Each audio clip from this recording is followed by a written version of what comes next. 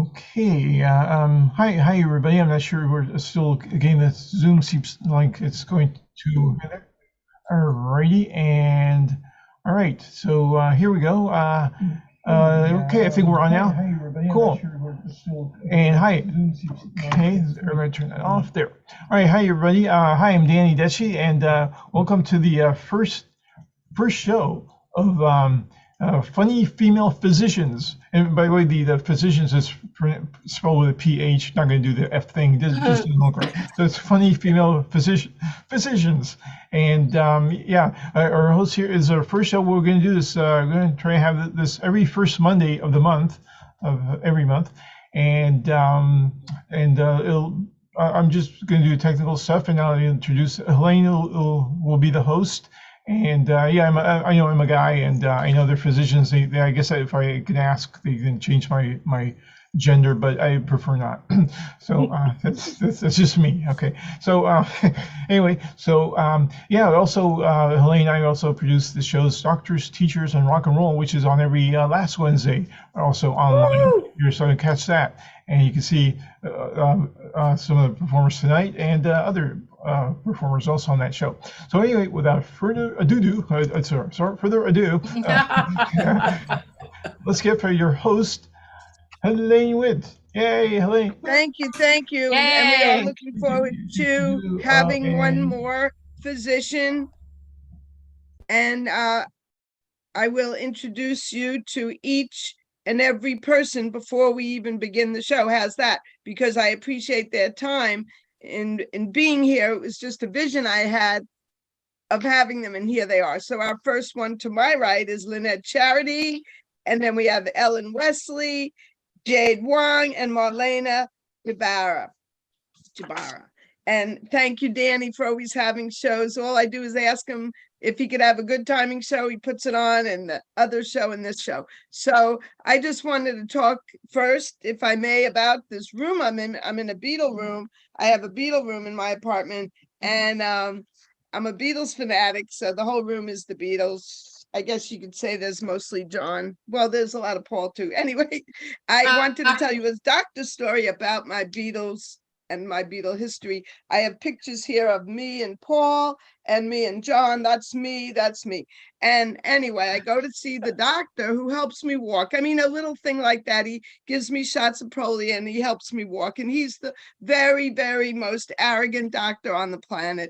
And he is the biggest endocrinologist on Long Island. Ooh. So I walk in and I'm wearing the Beatle t-shirt because that's what I wear usually.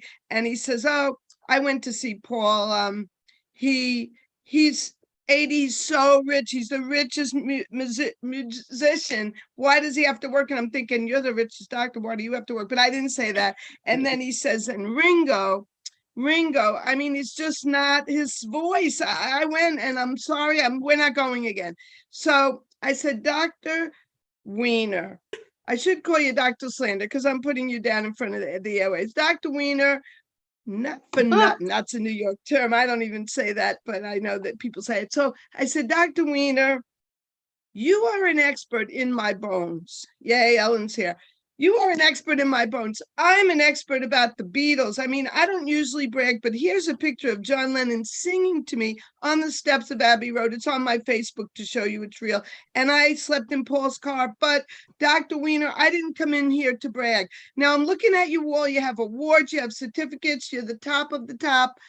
But I don't see a gold record for Help Hard Day's Night. All you need is love. Nothing.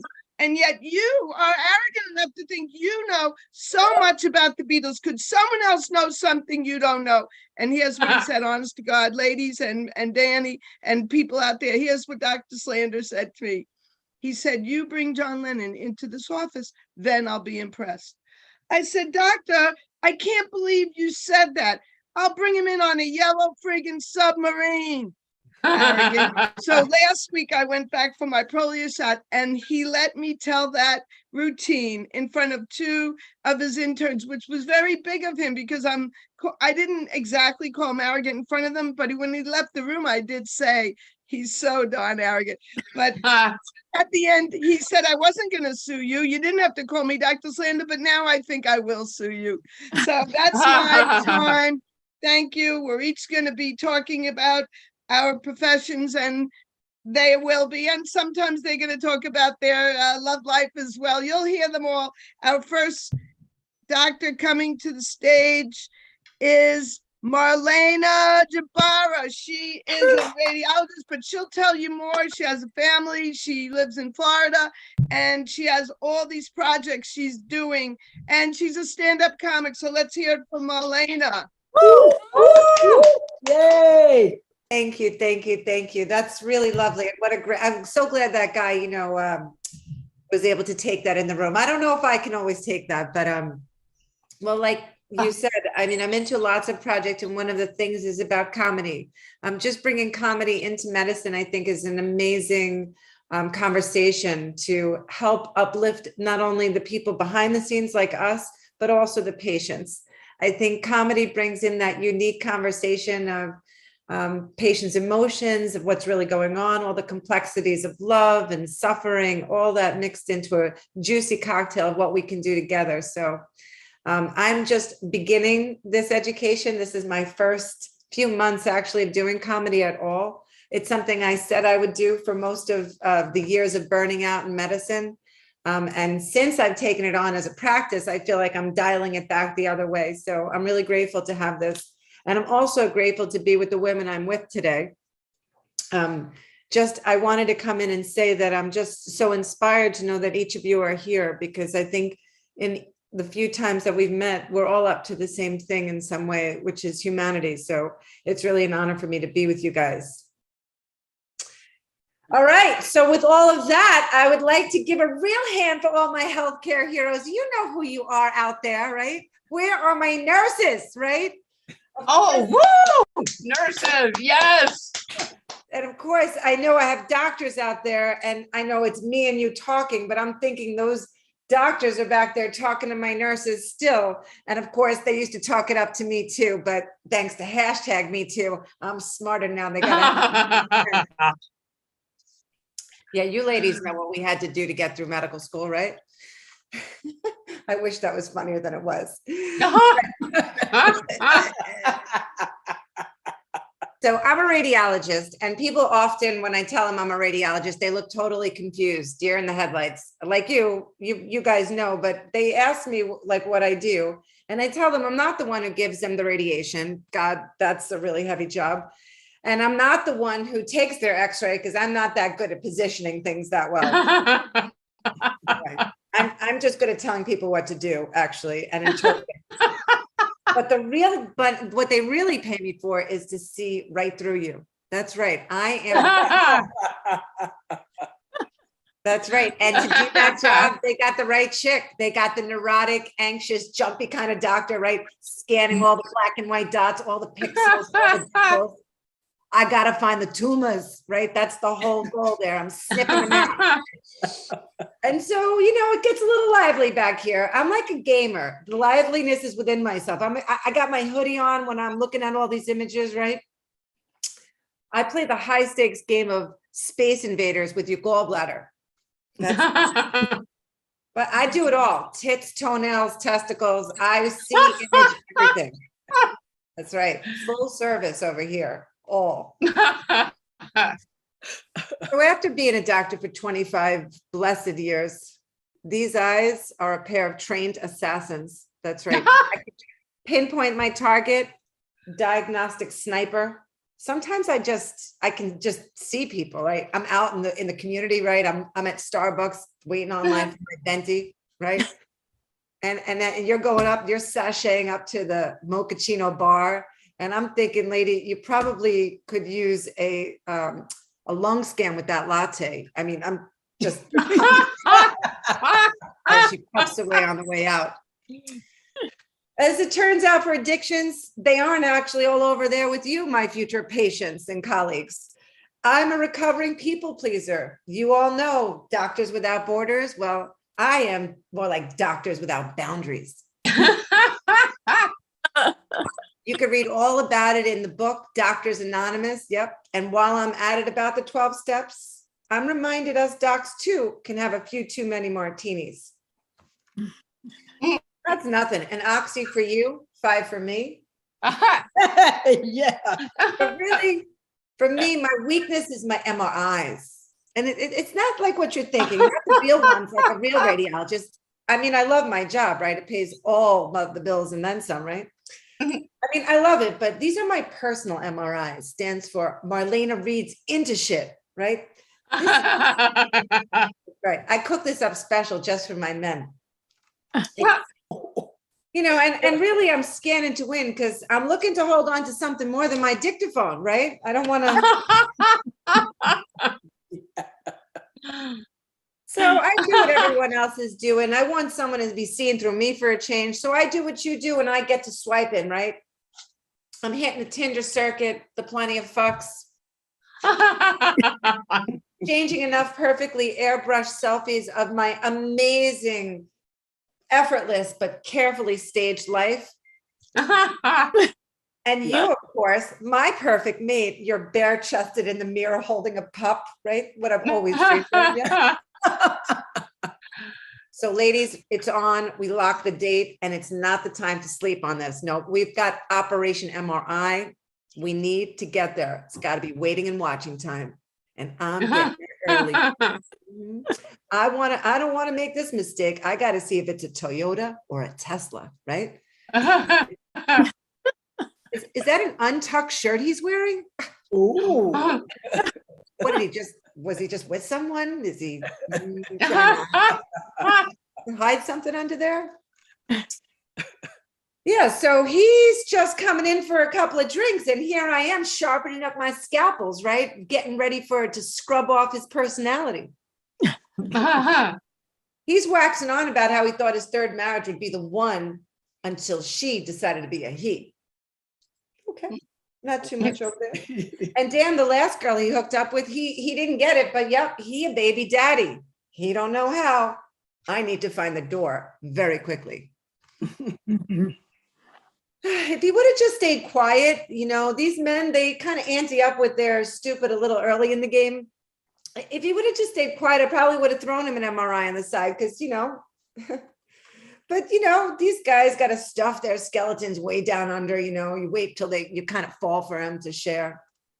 And truthfully, I'm not really one of those first date faller in lovers. No, not me. Where's my psychiatrist here? I'm still recovering from my first boyfriend who thought hurling dodgeballs in my face was the way he told me he loved me.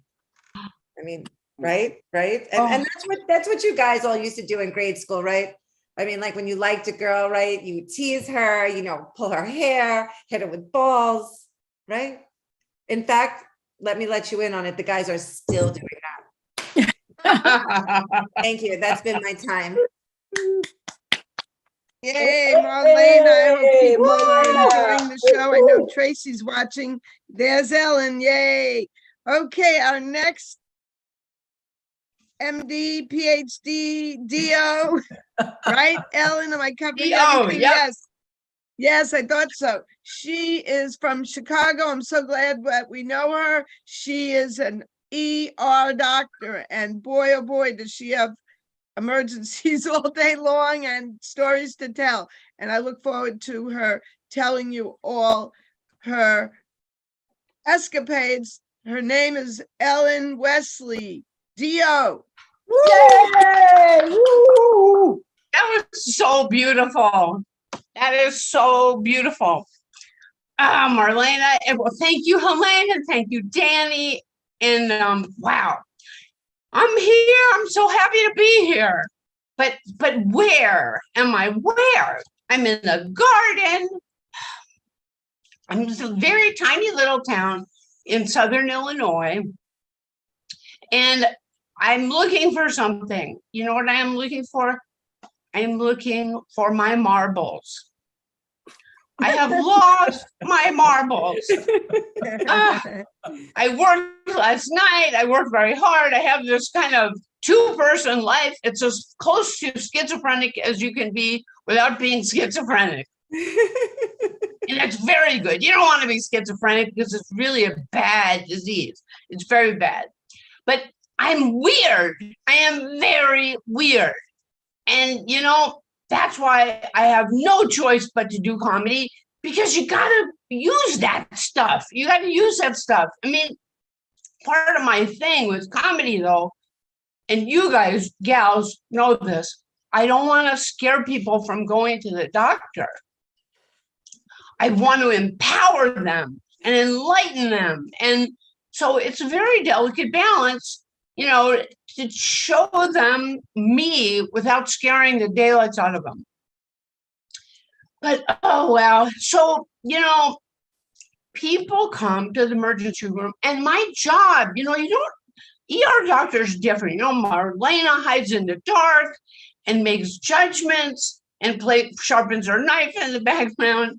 The wonderful Jade is just waiting for that eyeball that someone popped right out. I did see a popped out eyeball once. Oh my God. You know, it's very good. Speaking of popped out eyeballs, it's a big skill, you know, being a physician, of if you might be grossed out, not really looking grossed out, because you're there to take care of people, you know. And so I love emergency medicine. But let's get back to weirdness. So, you know, I was told as a kid that I was smart. And I was like, oh my God, I couldn't figure it out. Why did I feel so stupid? I can really help people. But it turns out I have ADD. And that's great, because if life is a 3-ring circus for you, life is a 5-ring circus for me, and I'm in all 5 rings at once. And here's what it's like. I have all these IQ points, but they don't work like a team, my IQ points. You have to inspire them. So, I mean, I work on all my cylinders. When I do, it's very weird. But, you know, the beauty of comedy, I have to do comedy. I have to, because I am so weird. And it's a place I can go and enlighten the world, and I can make sense of my weirdness. That's very difficult. See, I can make sense of everybody else's weirdness easy. Plus, they pay me for that. I love that. Yes, well, okay, so everybody else's stuff makes sense. I lost my marbles, but, you know, I didn't really lose them. I'm just rearranging them periodically. So, and emergency medicine, well, emergency medicine is sort of like a very, very high stakes cocktail waitress. only with blood and naked bodies. And you know, I love blood. I don't know about the naked bodies. You know, it depends on what parts they pull out to show me. And I don't have the liberty, you know, as a physician, to go, put that away. You know, on dates, sometimes one has to do that. Put that away. I'll ask for it. Go ahead. Let me take another look. Okay. But so, you know, I'm online. I am a junior senior citizen, and you wouldn't believe what they send me in online dating. They send me guys my age. They do, and if they have too many chins, they've got, I mean, I have a limit on chins, okay? 2, that's enough. Not 3, not 4. I don't want the face disappearing in the chins. I don't like the whiskers. I really, you know, these guys, they think a dead fish is sexy. I mean, what is it, a phallic symbol showing somebody a dead fish? Again, put it away. You know, my nose doesn't work very well, but the visuals are enough to kill you. It's very scary. So, and I have to negotiate with myself. You know, I have to negotiate with myself to do, some of those things. Let's see what else. And, but emergency medicine happens to be the excellent preparation for comedy. So good. You know why? I don't need respect. In fact, if you respect me, I'm confused. I just have to keep working, right? It's very good. And but you know, I don't need respect. But I get lost. My ADD is failing me. I forgot to tell you that this entire set is brought to you by this many milligrams of the ADD medicine. Because I'm in between pills right now. I am in between husbands. I am in between pills. And, you know, again, I want to make sure I've told you everything that's important for you to know. Please take a bath before you go to the emergency department. Please leave your clothes on unless I tell you specifically to take it off. I don't want to see the whole thing. And you know, I don't want to scare you from going to the doctor. I really, really don't. And the very, very best part of emergency medicine is that it makes sense. It makes sense with my ADD. It makes sense with, I don't need any respect. I don't need anybody that's dressed up really nice. But the most important part is nobody dies in comedy. Anyway, you guys, don't die anybody. Thanks, everybody. I'm going to have my nap now. Yay, Dr. Ellen Wesley, ER. Oh, Dear. gee. Yay. Okay, our Yay. next doctor keeps people alive. Just a minute, I'm going to tell you all about her. She keeps people alive. And she does that during the day, but then at night she tries to kill. Why? Because she's a stand-up comedy killing it at the clubs. She hails from Gilbert, Arizona. I don't know if they've ever seen hail. Ha ha ha. With the global warming, maybe they have. She hails from presently Gilbert, Arizona. And she has, the weather there is the dry heat weather. The dry heat. You know, that's the joke. It's a dry heat. It's a dry heat. Okay. Here she is, Dr. Lynette Charity. Hey, everyone. Hello, hello, hello. Golly, isn't this so far the bestest? The bestest. Let me just tell you. And as Marlena and Ellen started speaking, I thought about the fact that we are here also to share and inform. We are all physicians, and what people need to see is that we are actually people too. And we have issues like everyone else. We get pissed off like everyone else. And the most important thing is that you understand, for me, when I was in my 40s, I contemplated suicide. And when I was standing on a bridge contemplating, this voice came into my head, and it was my mother. And I thought to myself, if I don't talk to my mother before I jump, she's gonna kill me. So it was very important for me when I made that realization that I had to find some funny in my life, some funny. And so that's when I had this epiphany that maybe I could mine all of these things that go on in my life and make them funny and also educate in the process. When Marlena was talking about the fact that when she looks at people, I constantly look at people and I go, oh, gee, he would be a difficult intubation. Oh, my. I can't get an epidural in that one. No way. I'm gonna need a long spinal needle for that. I just go through this. I just examine people that way. But now that I'm a comedian and an anesthesiologist, and I'm a senior citizen way past Ellen, I sometimes mix up my roles. I get them mixed up.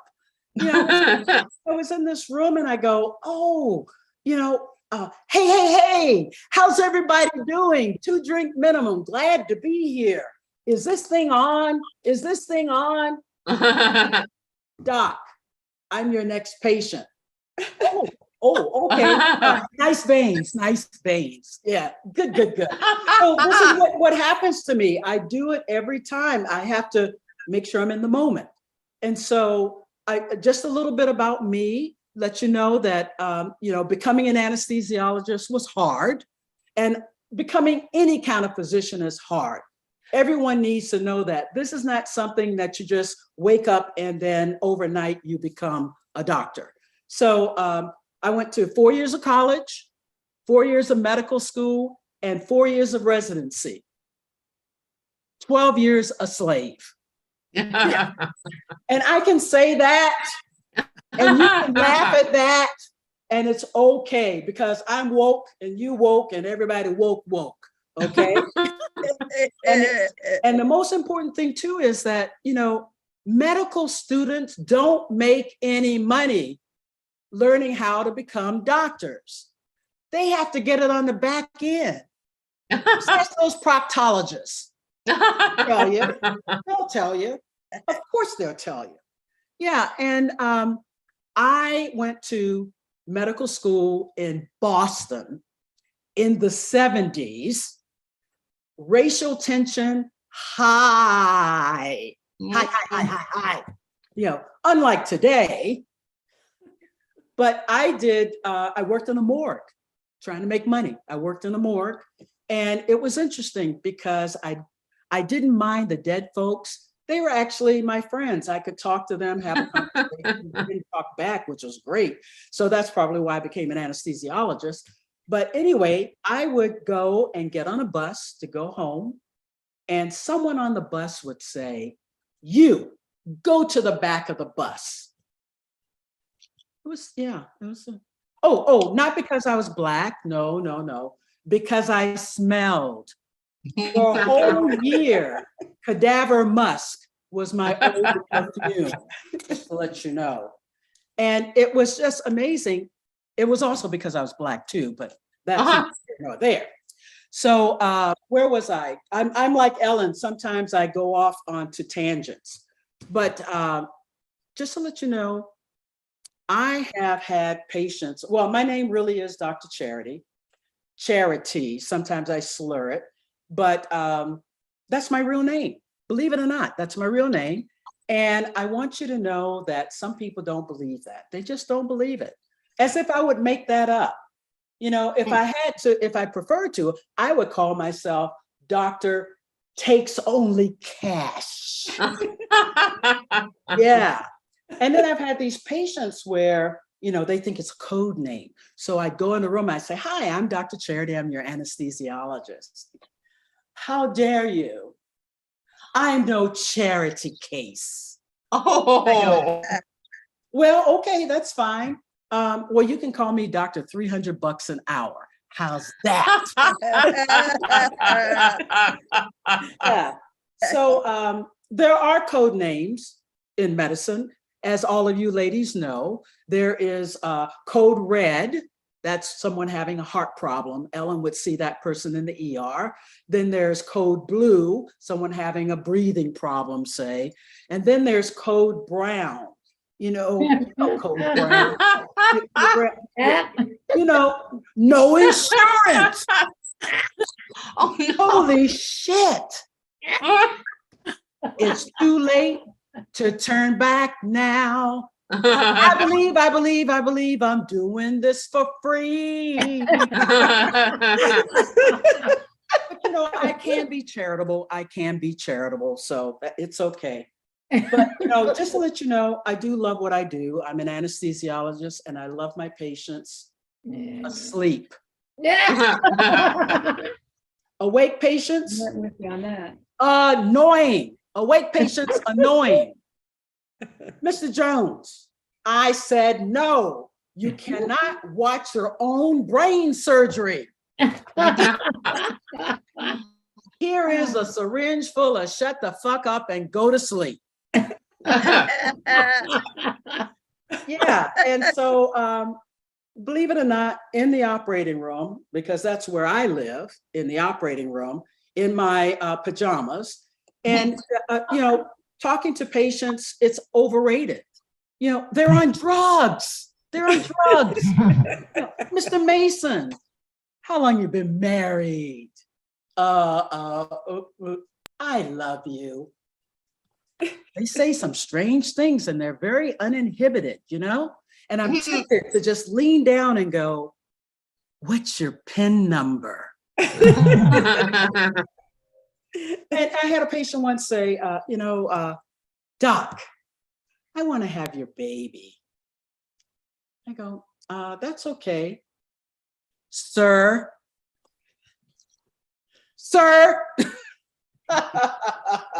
Okay, that one didn't hit as well as I thought. But anyway, we'll move on from there. So I'm like a ninja in the OR, patient comes into the room, I come down from the ceiling and I go, pss, pss, pss, sleep. Yeah. And then they wake up in recovery and they go, oh, what happened? And why is my bank account empty? Number. Yeah. So let me just tell you a little bit about patients. There's something about men. We know that men don't like to ask for directions, and sometimes they don't follow directions either. So I'd say, sir, your hospital gown opens in the back. Opens in the back.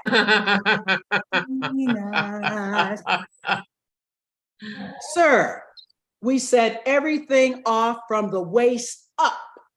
The waist up. Penis, penis, penis. And, sir, it's hard to do this on Zoom. Why are you so excited to see me? It makes me think, and I'll end with this. Fat ones, skinny ones, ones who hide their tops, long ones, thin ones, even ones with man-made props. I get sick and tired of seeing penises. That's it. That went faster than I thought. Wow, Thank you. Wow, that was great. 10 minutes, great. Well, I want to give an update that we have a special guest came afterwards. We had one doctor who was not well enough to be here. Believe it or not, it happens to the best of you people. So we have a special guest coming in that you see on the screen as well. But moving right along, our very good Lynette Charity. Let's hear it again for Lynette. Great, I like the singing and the dirty jokes coming from an anesthesiologist. Made me laugh. That dry heat in Arizona, I guess. Well, our next doctor is coming to us from San Francisco Bay Area, the same place Danny Detchie's from. And she is an ophthalmologist, but she told me to say her name where you could reach her, and I forgot what it was. I'm gonna get fired tonight as MC. What is your Jade? What is your where could they find you again? Instagram at Jade Wong Comedy. Thanks, Elaine. Yes, just like I said, but I didn't say Jade. And I look forward to Jade's set. She's hysterical. And let's hear it for Jade Wong, ladies and gentlemen. Thank you. Thanks, Elaine. Thanks, Danny. Great to be with you all. I have my own update. As of an hour ago, I changed my name from Jade to Violet. Yeah, if you happen to notice that my ear looks violet, well, that's the way I was born.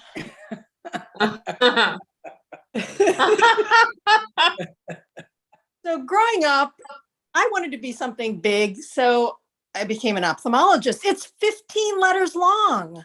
My sister is competitive. She became a micro paleontologist, 19 letters. I told her that ophthalmologist was harder to spell, but she said I was just picking a bone. My brother, underachiever, he's a CPA. So I watched the Three Stooges, maybe you did too, and it made me want to be a doctor, with Mo doing that eye poke, wah, wah, wah. But Larry practicing preventive eye care. So people get the ops mixed up. Optician sells glasses, optometrist measures for glasses. An ophthalmologist does LASIK surgery so you can throw away your glasses. Yeah, ophthalmologists have more letters and a gazillion more in student loans. So in medical school, like you, I rotated through different specialties to get a feel for each one. I chose ophthalmology because it was so important for me to never do another rectal exam. I didn't like that feel. So I learned to do cataract surgery on sheep's eyes. Yeah, and there's a ton of sheep out there following blindly. I would check their vision. How does this look? Bad. I dated during medical school, and guys would assume I wasn't going to hurt them. But do no harm, do harm. That's a fine line.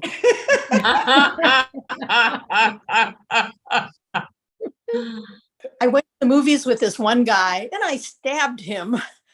Well, with an EpiPen. I mean, he was having a peanut allergy attack. Wow. Yeah, maybe because I kissed him after eating that Snickers bar. I still have this fear of eating peanuts because the guy I stabbed is still my husband.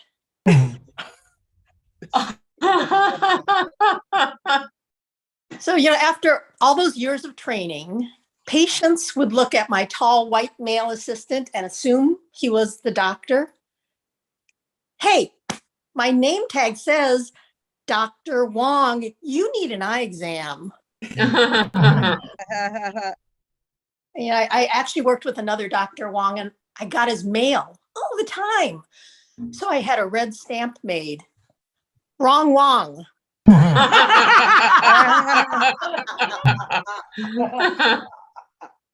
also worked with a Dr. Wright. She retired and patients complained, two Wongs don't make a right. We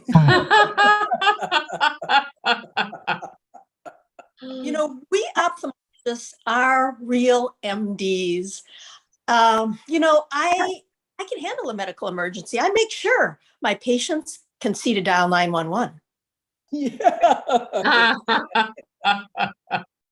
I was on a plane last week and a teenage girl had a full-blown panic attack. I rushed over and asked her, how many fingers do I have up?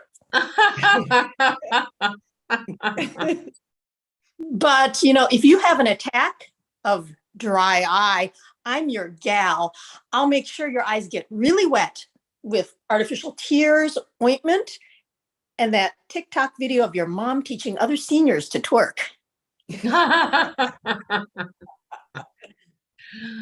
You guys know patients say weird things. This young guy asked me if looking into his eye, I could see his soul. And I said, I'm trying, but it's really dark in there. After cataract surgery, this older woman said, Doc, I can see details like my 11 lines. Do you do Botox? But I told her that much Botox can cause, a frozen face. She said, but I want to look like Elsa. I said, let it go. So I retired and I miss my patients. And I think about them all the time when I'm cutting grapes.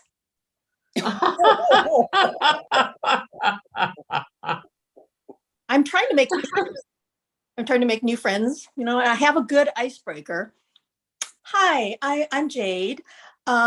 Which do you like better, 1 or 2?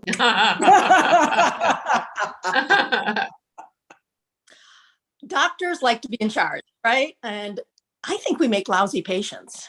And I have this new young doctor, and she reaches out to shake, and I hand her an alcohol wipe. She asks my history.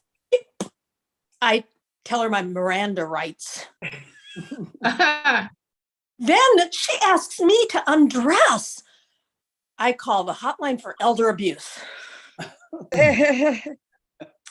But she told me that fear of having peanuts on my tongue is called arachibutyrophobia. I was thrilled. 19 letters. Yeah, my brother, the CPA, just has OCD. And my sister got chlamydia, just 9 letters.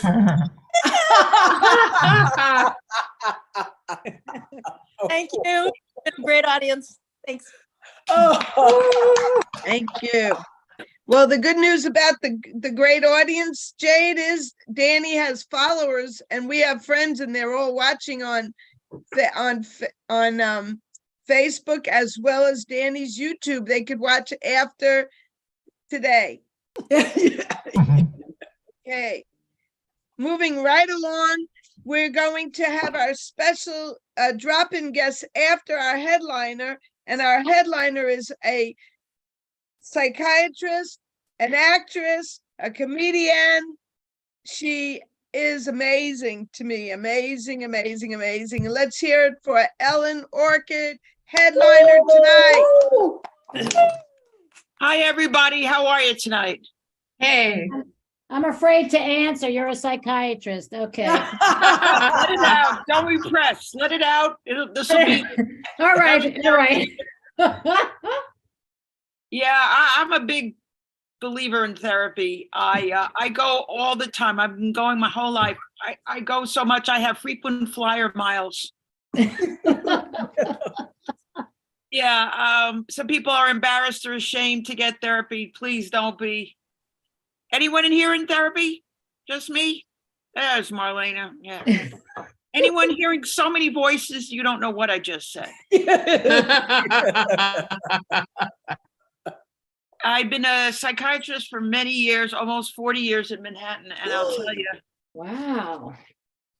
doing therapy in Manhattan is like selling Band-Aids at the Battle of Gettysburg.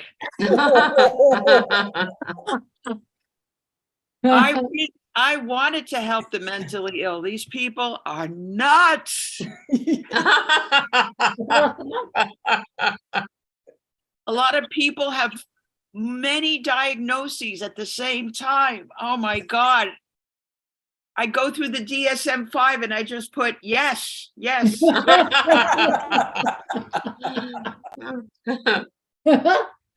It's very stressful work. I mean, every day I would go in and face such fear, sadness, rage. That's just the staff. Definitely. I was always stuck working in the psychiatric emergency room on Christmas Eve. Oh my God. Last year I saw 12 hypochondriacs, 11 obsessive compulsives, 10 pyromaniacs, 9 alcoholics, 8 anorexics, 5 crack whores. This patient came up to me, goes, Doc, you gotta help me. I'm invisible. I said, I can see you now. A lot of people were delusional. This one guy thought he was Michael Jackson. I told him to beat it. The patient said, I am a prophet. I am a prophet. I said, I'm sorry. This is a not-for-profit.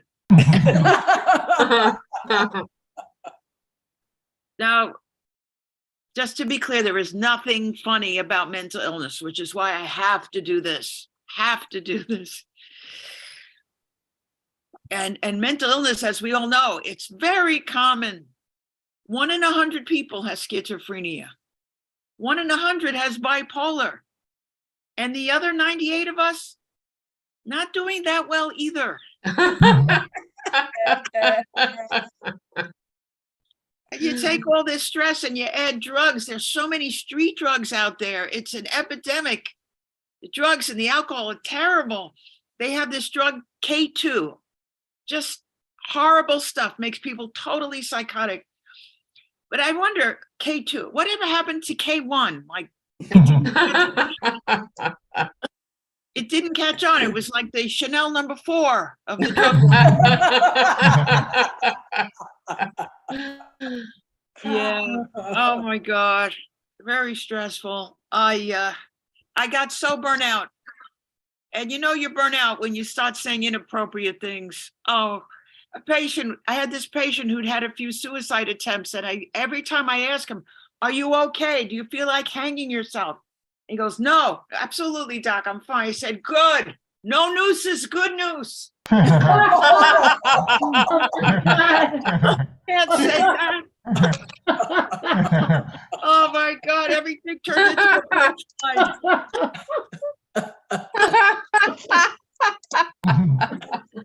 So burnout. You've heard of tennis elbow? I have shrink ear. Oh my God, shrink ear.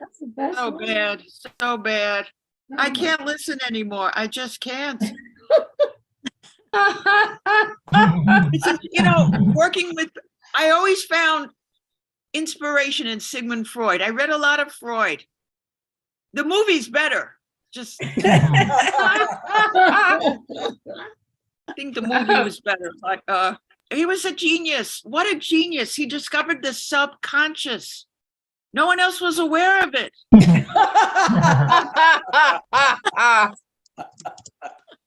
That joke will hit you like a ton of bricks later on. Yeah, just genius. And in Europe, they still honor this amazing man. There's even a Freud Airlines. Yes, the plane has 2 sections, guilt and shame.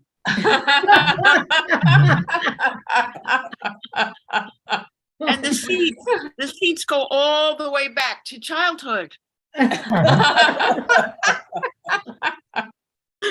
And the plane is shaped like a penis, and the other airlines envy it. Yeah. I was such a fan of Freud, I even went to visit his home, which is in Vienna. His apartment is now a museum. And I couldn't wait to see it. I took my daughter there when she was only like 10 years old, and we walked through this place, and she goes, "Mom, this is so boring. What is this place?" I said, "You don't understand. This is the home of the first psychiatrist." And she said, "Oh, so what number are you?"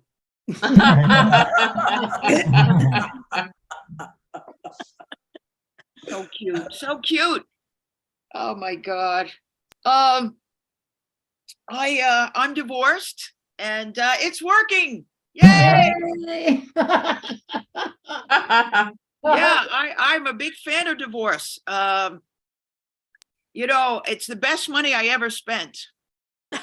Absolutely. I used a Groupon, but still. Let no man put back together what a divorce lawyer has put asunder. Big fan of divorce. If you need it, get it. You know, as they say in Star Wars, may divorce be with you.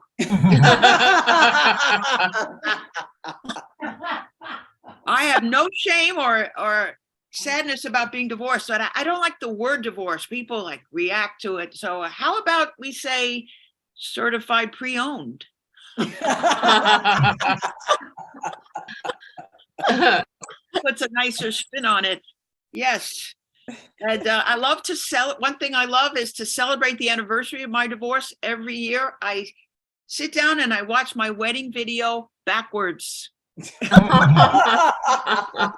Oh, it's great. It's an undoing. You see, it's an undoing. First you see the bouquet flying back into my hand.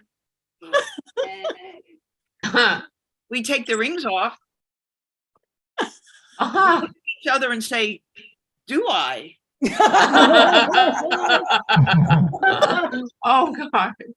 Oh, God, yes, yes. Do I? And I did. Oh, my God. Why did I? I call him my ex, but it should be my why. Like, why? Why? Yeah. I found marriage very challenging. I wasn't good at it. In our case, it started with a courtship, and that ship was headed right to court. Yeah, you got to take it seriously. It's a legal contract, folks. We know this. For better or worse, richer or poorer, sickness or health. What other contract would you sign where you agree to contradictory terms? I wanted better, richer, health. I know that's what I circled. It's not what I got. Contradictory terms. Would you sign a contract for a job? You'll be the CEO or the janitor. Take a chance. No, you wouldn't. Uh-huh. You would not. You would not. I'll tell you what happened in my marriage. When I met my husband, he was fit and he was about 200 pounds, 5'9". After 3 years of marriage, he was over 400 pounds. Yes, we grew apart, literally. Literally, we grew apart. It's so unfair, so scary.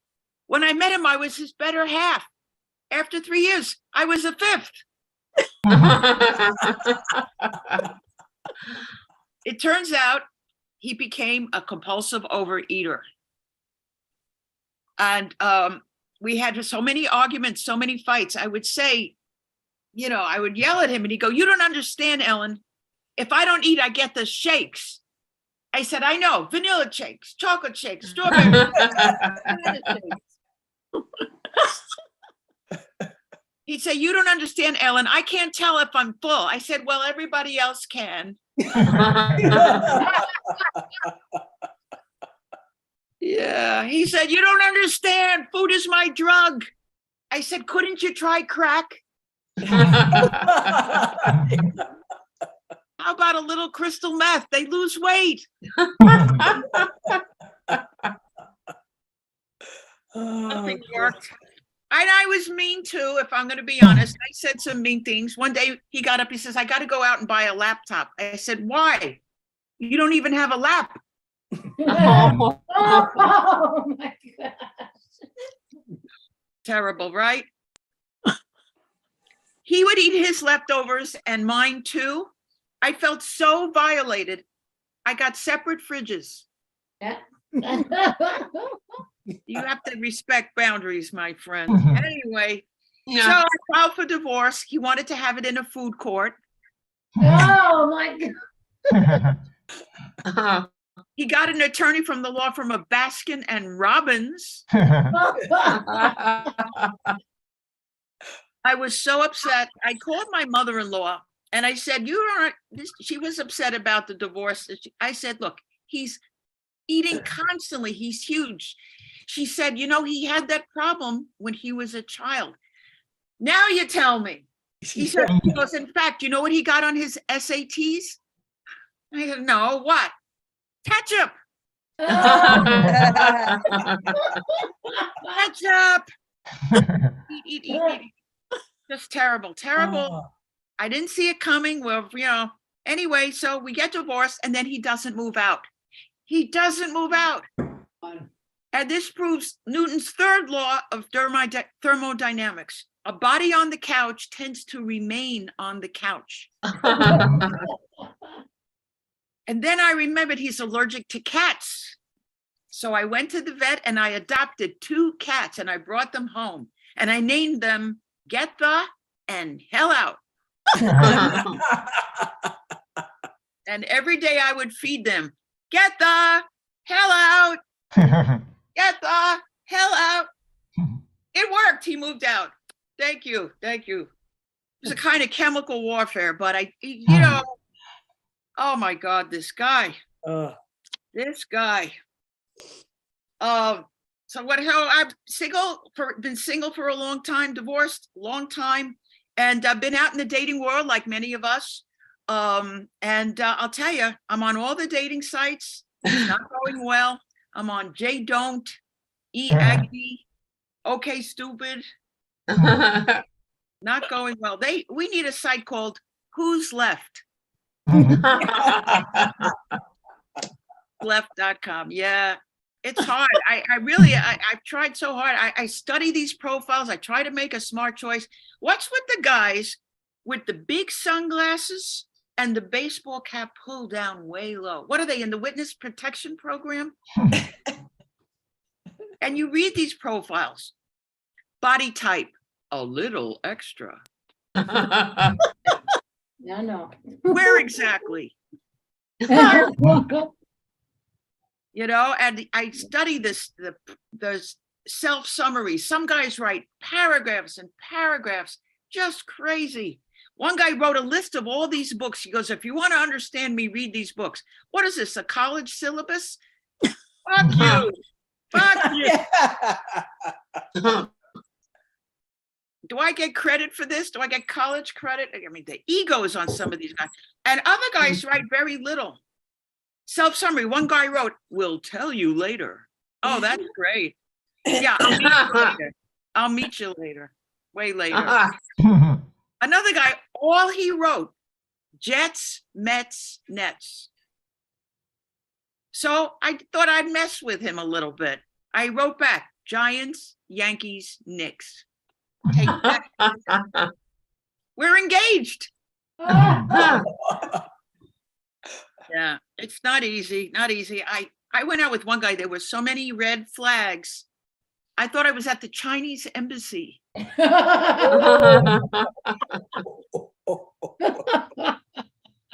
And guys want a beauty, they want a supermodel. Give me a break. I'm doing the best I can. I answered one guy's personal ad. His first question, so Ellen, what do you look like? Are you a 10? I wanted to slam the phone down. I said, look, I'm exhausted. I might be a 5 twice a week. How about I'm a 7 and I'll owe you 3?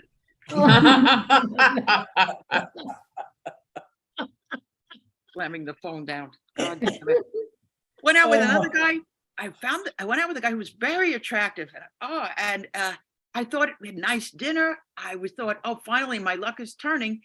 Then he says to me, look, I got to be straight with you. You're not my type. You're too nice. So I shot him.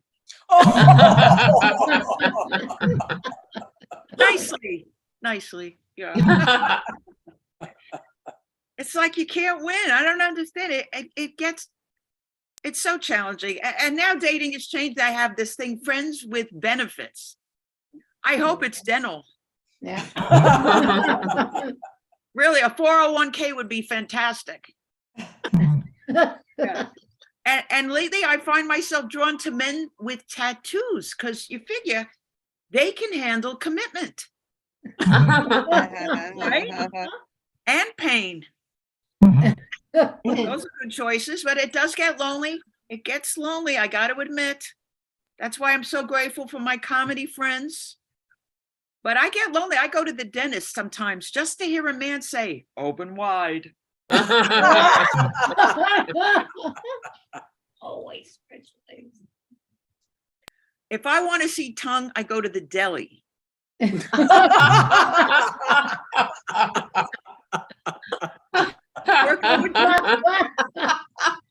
Yeah.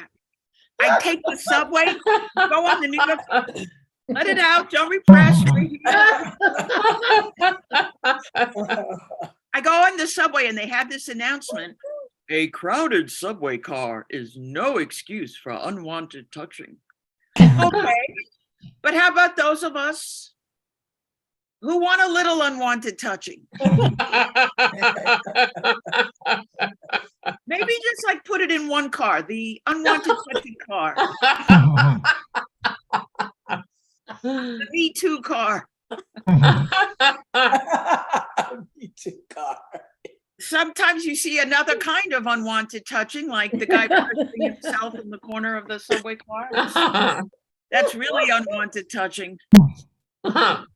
Yeah. I'm a parent. We have any parents here today? Woo! Oh, how many kids do you have, Marlena? 2. 2. Excellent. And you, George, how do you say your name?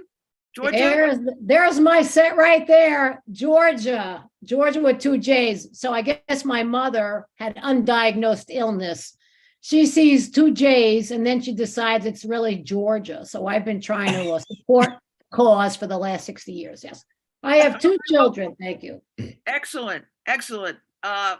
Those of you that don't have kids, let me ask you, what do you do for aggravation? I go to work. That'll do it. Yeah. Raising the kids as a single parent, that was hard. Long afternoons playing hide and seek. They always found me. And when they were small, I mean, when they were toddlers, people would come up to me, strangers would come up and go, enjoy them while they're young. It Mhm. goes so fast. Oh, I hated these preachy women. To me, it went slow. It was like a snail on Valium. So slow. My sister said, Ellen, stop complaining. You blink and they're in college. I tried that. No, it didn't work. I raised them. They had so much homework. Oh, the hours of homework every goddamn night. And they would go to school with these. They had so many books. They'd have to put their books in these luggage carriers on wheels. I dropped them off. They looked like little flight attendants. I didn't know whether to have a good day in school or have a good flight. Call me when you land. Yeah. Stressful. And they got older and I'd have to be a policeman, walk around. I don't see you studying. My daughter goes, I don't see you cleaning. She was right. And the stress, it's hard enough with 2 parents with all this homework. With 1, every year we had to come up with a project for the science fair. Remember the science fair, Georgia? Yes. Did you have to do this? Every Yes. year, a freaking project. My favorite was what wine helps mom pass out faster. Oh, Jesus. Oh, I love that wine. Love that wine. And my kids we were in South Brooklyn or Sobro. And they ended up in a high school, the local high school. They had to take Latin. How ridiculous. Latin, dead language. Pig Latin would have been better. Yeah, exactly. But you know what I think of Latin? Gigantus vastus of Timus. Yeah. E pluribus my ass. No, really. What are they going to get a job working for Julius Caesar? Are they going to get an internship at the Holy Roman Empire? Anyway, I'll end on this. I got so frustrated. I did actually go up to the school and I said to the principal, we're in South Brooklyn. Give us something we can use. Russian. He said, yet. Yeah. All right, that's my time. Thank you very much. Fantastic, Very Ellen. good. What a great headliner Ellen is. Yay, Wow. give it up for Yeah. Ellen. Ah, Wow, that was great. Funny. Okay. Oh, shit. Our next drop-in surprise guest is a retired, experienced nurse. So that's like a doctor in that she's paid her 30 years dues, right? And the Yes. name, as she told you, is Georgia Metz. Let's hear it for Georgia, put on the spot last minute in the show. hey. Yay, you're helping me with my spontaneity goals. I used to be very rigid. I grown up a Catholic school, Italian upbringing, everything had to be like this, lined up, boom, boom, boom, boom. So I never knew how to be spontaneous. So between yesterday and today, I jumped into 2 comedy Zoom shows, and I'm like, wow, finally, my inner child is out. I just wish you had a better bus line because, and then really I could, anyway. So yes, I'm a nurse, and I want to say, no one ever dies laughing in my audience because I know CPR, and that's just the way it is. So I often wonder to myself, if I were on stage and I'm really nailing it, people are laughing, and some guy goes like this. I said, damn it, I hope he's drunk and he just passed out, but I hope nothing's wrong with him. He's going to distract from my set. I don't want to. So here's the thing. Do I get off and help him, or do I deliver the punchline and then go help him? So that's just something I always think about. I only want healthy people in the audience. I don't want anybody I have to take care of. So I was a nurse, critical care nurse for 25 years out of a 35-year history of nursing. I've seen a lot. In fact, I dated a lot of doctors. My favorite doctor was, it's my favorite joke about the doctor. I dated an anesthesiologist, but we had to break up because when we were together, I didn't feel a thing. Then I dated a dermatologist, but he was always getting under my skin, things like that. I worked in endo, and I knew I had to work with a bunch of assholes, but half of them were my coworkers. So, then I skipped out of there. I worked on the orthopedic floor where I was the nurse humorous, but I was told that my jokes were causing fractures of the patients with osteoporosis, so they kicked me off to a new floor. So I worked in intensive care unit, and I really loved it. I mean, the patients are critically ill, but that's your skill set, keeping people alive. And I learned that I could be a bookie because I had to figure out what numbers are the right numbers. All right, what are the numbers? Oh, we're going to go up on the vasa, we're going to down on there, we're going to go up on the lever, we're going to go down on this, we're going to sedation. So I really felt like that's a skill set you don't find out there, how to keep the person in the perfect balance. And for instance, someone pointed out, one of the doctors pointed out the spelling of my name. It is very unique. So why couldn't I get a job where my name is not going to be 16 font on a badge on my uniform? Now, I used to remember people looking at me like this, and I'm saying to myself, what is he looking at? I don't have any cleavage. I have a scrub top on. Sir, can I help you? He's looking at my ID. So he starts to go like this. I said, what do you think my name is? Jorge. Yeah, this is the right job. I'm in the wrong job, sir. My name is Jorge because somehow there's a connotation. I'm a whore if my name is Jorge. Now, I said to him, no, my name is Georgia. So I want to tell you a story. It's a true story. In my hospital, we used to have the communication board where the staff would go in, the nurse would go in and say, this is the name of your doctor. This is the name of your nurse, right? I write my name, Jorja. I tell the patient, I'm your nurse. I'm sitting at the desk. The patient's son walks right in there with an attitude. Hey, Ma, how you doing? Who's your nurse today? She says, Georgia. Well, whose name is on the board? That's Georgia's. Rings the bell. I rush in there. Yes, sir. Can I help you? Where's my mother's nurse? I said, I am. What's your name? Georgia. And then who's that? I said, that's me. He goes, you spell your name with 2 J's? I said, yes. And I think to myself, he's thinking to himself, if this nurse doesn't know how to spell her name, how the hell is she going to take care of my mother? That's just how it was. That's how it was for me. So I have some things from my previous employment. So we know what this is. This is used to be an N95. I don't know if they have K and N95, but this is called the duck bill. So I said to myself, does that help anybody saying that doctors are quacks? Quack, quack, quack. Right? You got a duck bill on. I mean, is that helpful? Then I have this dosing cup for medicine. Now I use it for shots. All right.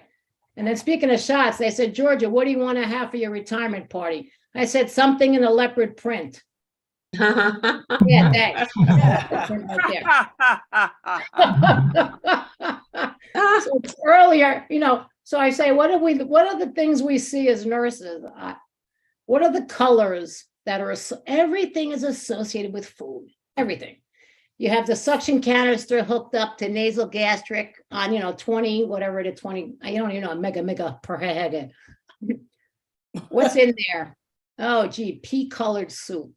Ugh, green, it's bile, but we call it pea-colored. Gee, what's that brown stuff in there? Coffee ground. Ugh, that's it. Ugh. Then you look at the Foley catheter. What color is the urine? Never yellow. When's the last time urine was yellow? Straw colored. Oh, yeah, yeah, it's amber colored, tea colored. Then you have Coca-Cola colored.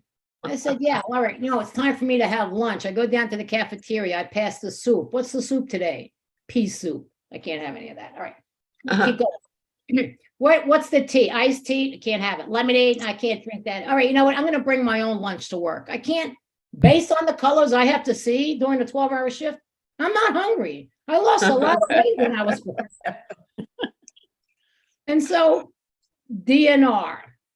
I said, patients don't really understand, I think, what a DNR, do not resuscitate. I said, let's make it user-friendly. I say, do not resist. DNI, do not intubate. People don't know what that means. So I said, do not instigate.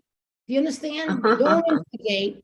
And then we don't have to resuscitate. And people are funny. They say, I don't want you to jump on, 95-year-old. I don't want you jumping on my electrocuting her with paddles.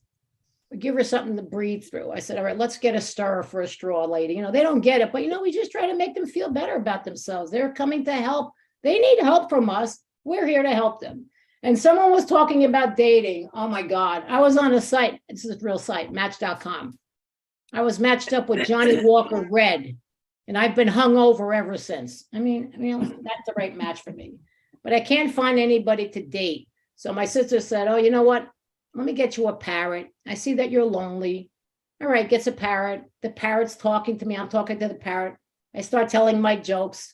I used to work, come back from work. The parrot tell me my jokes. Hey, those are my jokes. Parrot and I are fighting. Now he's heckling me. I tell a joke. He's telling me those are his jokes. My sister videotapes the whole thing and she sends it off to wherever, gets a million hits on YouTube. Hollywood calls. They want my parrot to go do a movie. Disney wants to put my parrot in a movie. Right.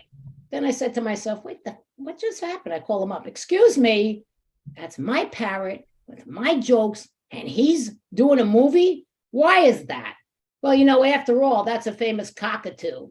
I've done 5 or 6 cocks. I haven't left the damn house. What are you kidding me? I wasn't always a nurse. I was a greeter at Sleepy's. It's great. You know how I got the job? I was loitering in the doorway, hanging around. People are coming in, talking to me. I'm just talking to them. Next thing you know, I'm a greeter. Women come in. You don't even ask the woman what she's looking for. She already knows what she's looking for. She goes right away. Guys come in. They look a little, they don't know if they're in the right store. They give you that kind of, I don't know what I'm doing here. Sir, are you here to get a bed? Yeah. What's your sleep number? Oh, I have a sleep number? Yeah, let's go find out. I sold more number 69 beds in a month than anyone else, and I was promoted to head saleswoman. Just saying. I could pretty much work anywhere and do anything, to be honest with you. And then, being a nurse, I don't know what it is about the public. I really think they think nurses are promiscuous. Really. Don't look at Scrubs, don't look at Grey's Anatomy. That's not real. For me to fool around and have sex and fool around in a linen closet only happens on my day off. I don't have time during my shift. But anyway, we're not promiscuous. I agree with that. The last time I was in a 3-way involved a judge and a lawyer. Okay, you get what I'm saying? So my coworkers at work would say, Georgia, I don't know how you can get on stage and tell jokes in front of strangers. I give enemas to strangers. Okay. I'm giving an enema to somebody. At least their back is facing me and they don't have to see me going, holy mother of God. This is what they pay me the big money for, to put a person on the bedpan. But it's all a part of what we do, And so I go to my doctor, I'm a nurse, right? I go to the doctor. He goes, Georgia, when are you having your colonoscopy done? During my autopsy. Now, come on now. That's my time. Thank you very much. Thank you, Georgia Metz. She didn't even know she was coming to the show. She was watching the show, and I put her in the show, and there she does a beautiful set. Georgia. Well, thank you, Helene. The show is almost over, and before I turn it over to Dan, even though he's at work, his boss is going to find out and fire him. It'll be my fault. I wanted to say something serious. The way I found Danny was I was on one of these mics, and Danny showed up, and at the same time, my late ex-husband, the Chinese one, was having a flyer on his Facebook, even though we didn't talk to each other before he died, that is, and it said Danny Detsy and Albert Lee. And then I see Danny show up on this mic with me, and I finally told him when Albert died, I said, call me if you're upset that your best friend died. And he called me, and then he found out, and I did some of my jokes, and it turned out Albert did some of the same jokes that my cousin wrote for me. So it was kind of funny. She said, oh, you're marrying a Chinese guy? You'll have 3 New Years. Next thing you know, on YouTube, Albert says, I was married to a Chinese girl. I had 3 New Years. So if he wasn't dead, I'd kill him for stealing my jokes. In all seriousness, that's how Danny and I got friendly, and whenever I want to show, there he is for us. He's the best, and he's working, and he did this for us anyway. So let's give a special appreciation to Danny. He's the best, and he's now one of us. We'd love him to come to Joke Soon, but that's another rodeo. So Danny, I'll turn it over to you. Thank you, everybody. You're all so funny. Thank you. Indeed. You can watch it on YouTube, everyone. You can watch this on Danny's YouTube. Tell your friends and neighbors who are working for a living today. Yeah. Don't tell my patients. Okay, thank you. Yeah, yeah. I actually tagged everybody, so all the comedians, so it's on your Facebook page, on your timeline. So check it out. And yeah, thank you, Elaine, for doing a great job hosting, and everybody, all the comedians, for doing a great job. Very funny show. It was a great show. And yeah, we'll do it once a month, every first Monday. We'll keep you in touch. And yeah, so thanks so much. Yeah, this is a great first show. Very good. Very good show. Very funny. Very funny. Appreciate it. So, okay, well, catch you around. I'll keep you posted for next month. And All right, thanks. okay, everybody. And Bye, folks, Danny. thanks for Bye, watching. everybody. Thank you, Helene. Bye. Great job. Thanks Wonderful. for all. Thank